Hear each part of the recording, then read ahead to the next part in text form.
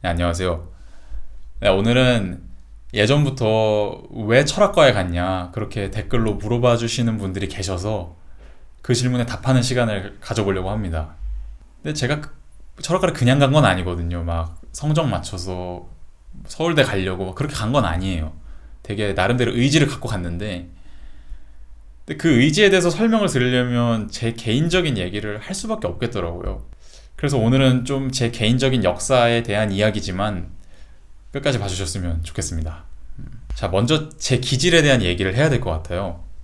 저는 이렇게 표현하는 게 적절할지 모르겠는데, 어렸을 때부터 연민이 굉장히 많았어요. 그러니까 인간에 대한 무거운 마음이랄까? 이게 지하철 탔을 때 누가 국어를 하시거나 하면은 엄마한테 쫄라서라도 1,000원이라도 드리고 그런다던가, 아니면은 길거리 지나가다가 길에서 이제 앉아서 야채 파시고 하시는 할머니들 보면은 굉장히 마음이 아팠어요. 그냥 순간적으로 아프고 지나가고 그러는 게 아니라 엄청 지속적으로 마음이 아프고 무거웠어요. 근데 이게 그분들 입장에서 생각해보면 나름대로 행복한 삶을 사셨을 수도 있는데, 그거랑 상관없이 마음이 아팠어요. 아주 어렸을 때부터. 그리고 제가 태어나면서부터 할머니랑 같이 살았는데, 친할머니랑 부모님이 맞벌이를 하셔서 단둘이 있는 시간이 되게 많았어요. 그러니까 어떻게 보면 제일 친한 친구였죠. 근데 할머니가 나이가 되게 많으셨어요. 그래서 몸이 제가 어렸을 때 이미 많이 쇠하셨죠. 그래서 제가 부축도 많이 해드리고 그랬는데, 그런 할머니의 약한 모습을 보면서 되게 마음이 아팠던 것 같아요. 그러니까 표현을 해보자면 저는 그 가장 팔팔하던 그 어린 나이 때부터 항상 죽음의 냄새를 맡고 자랐던 것 같아요. 할머니를 통해서. 그러니까 모든 인간은 결국 늙고 병들고 약해지고 고통받고 죽는다는 거. 그리고 또 많은 사람들은 좋지 못한 환경에서 고통을 받으면서 힘들게 살아간다는 거. 그런 게 마음이 아팠어요. 오랜 시간 동안. 한 7살, 8살 때부터. 이게 일단 제 좀 중요한 기질인 것 같아요. 그리고 두 번째로 또 제 중요한 기질은, 저는 물질적인 욕심이 좀 많이 없어요. 좀 심하게 없어요. 그래서 부모님한테 막 뭐 사달라고 쫄라본 적도 없고, 그냥 지금까지도 옷을 한 1년에 세네 벌 사면 많이 산 거거든요. 그리고 신발 같은 것도 밑에 구멍 뚫려야 하나 사고 막 그런 식이에요. 그러니까 제가 뭔가 좋은 거를 갖고 싶다 그런 생각을 해본 적이 없어요. 거의. 그러니까 이게 또 제 중요한 기질인 것 같아요. 이 제 좀 기질들을 밑에 깔고 들어가고, 기본적으로 이제 고등학교 가서 슬슬 진로를 선택해야 되잖아요. 특히 제가 입시할 때는 서울대학교 정원의 80%를 수시로 뽑았어요. 네, 수시는 자기소개서 써가지고 들어가는 거거든요. 그래가지고 일찍부터 진로를 명확하게 잡고 준비를 해야 무조건 유리했어요. 그래서 진로를 정해야 되는데, 1학년 때 처음 정했던 진로는 에너지 공학자였어요. 그러니까 제가 원래 수학, 과학을 굉장히 좋아하기도 했고, 신재생 에너지 산업이 되게 유망한 산업이 될 것이다 라고 나름대로 판단을 하고 선택을 했었죠. 근데 그러면서 수학, 과학을 되게 열심히 했어요. 막 올림피아드도 나름 나가고, 학교에서 배우는 거 외적으로 책도 많이 읽고 하면서 공부를 되게 많이 했는데, 근데 어쩌다가 보니까 그 수학, 과학의 영역 안에 있는 철학적인 문제에 좀 꽂혀버린 거예요. 지금 돌아보면. 특히 무한에 관련한 문제. 그거에 대해 꽂혔던 것 같아요. 예를 들어서 도플러 효과 같은 거 배우면은 항성들 간의 거리는 점점 더 멀어지고 있다, 막 그런 거 배우잖아요. 그리고 막 우주는 계속해서 팽창하고 있다, 그런 것들을 배우는데, 근데 그러면은 우주가 계속 팽창하다 보면은 나중에 가서는 결국 어떻게 되는 거지? 그리고 그럼 우주에 뭔가 끝이 있다는 얘긴데, 그럼 우주의 끝을 벗어나면은 뭐가 있는 거지? 그리고 우주의 끝을 벗어난다는 게 과연 가능한 건가? 막 그런 생각들을 엄청 했어요. 그리고 학교 선생님들한테 막 질문도 하고 그랬어요. 근데 선생님들도 모르시더라고요. 그리고 막 그런 거를 해결해 보려고 나름대로 책도 읽고 했는데, 그런 거에 대한 최종적인 답변은 결국에는 없더라고요. 그래서 그런 거에 대한 좀 답이 충족되지 않은 그런 불만족스러운 상태에서 공부를 계속 하고 있었는데, 근데 그 나이 특유의 특성이기도 한데 끝이 없는 질문에 대한 그런 의식이 내 내면으로도 어느샌가부터는 향하게 된 거예요. 나는 왜 살지? 어떻게 살아야 잘 사는 거지? 뭐 살아갈 이유라는 게 과연 있나?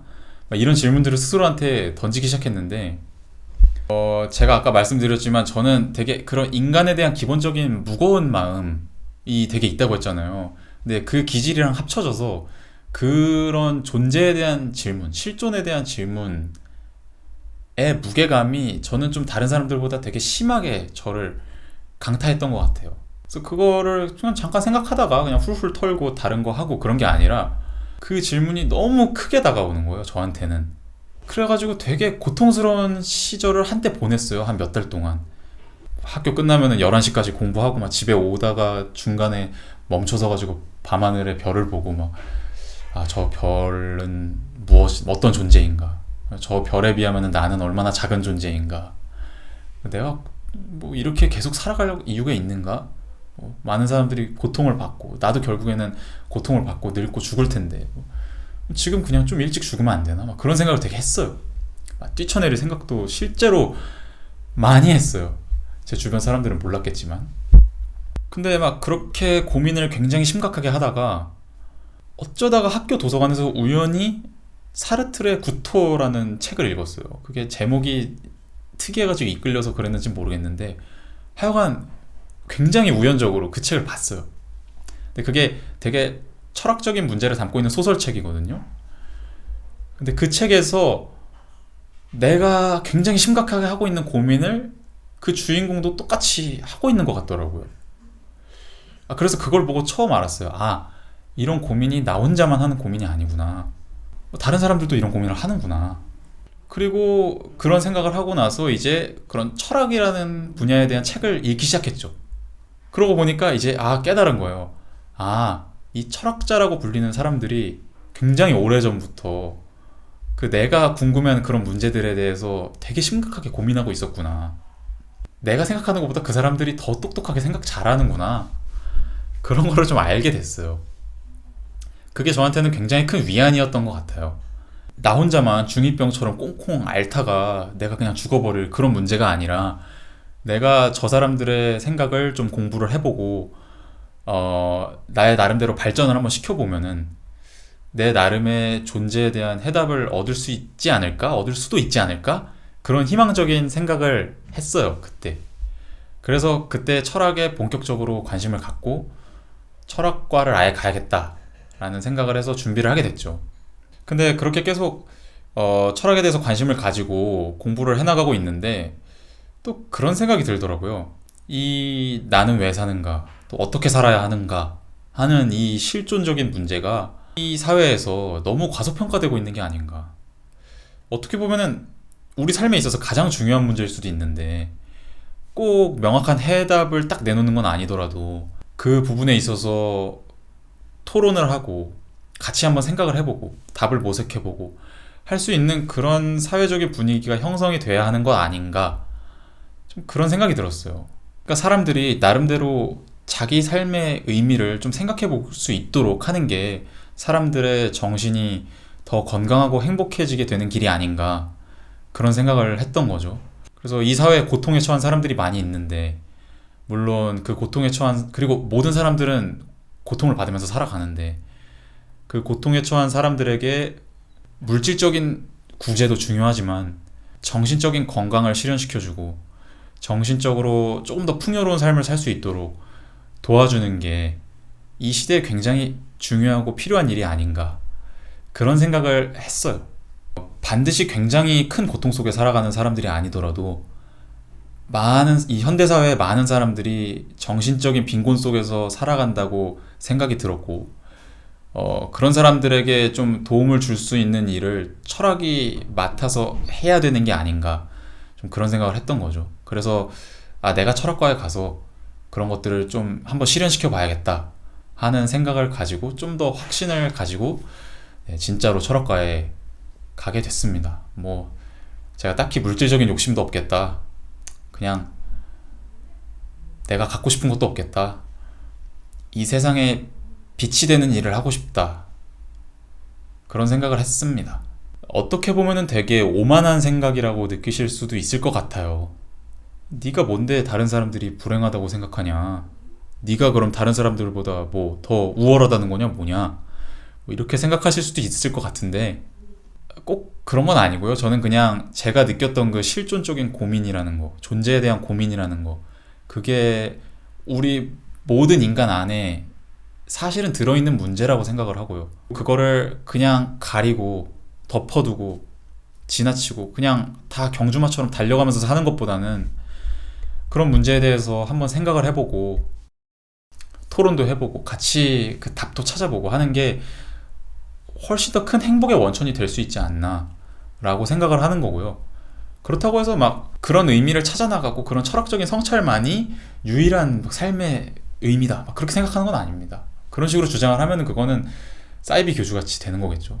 근데 저는 그냥 한켠에서 조금 더 많은 사람들이 그런 성찰의 기회를 갖도록, 그리고 저도 좀 더 깊은 성찰을 스스로 해볼 수 있도록 노력하고 싶은 것일 뿐입니다. 어쩌면 이것마저도 오만한 생각일 수도 있겠다는 생각도 드네요. 네, 지속적으로 겸손해지도록 겸손한 생각을 유지하도록 노력하겠습니다. 네, 이렇게 제가 철학과에 오게 된 이유를 한번 설명을 드렸는데요.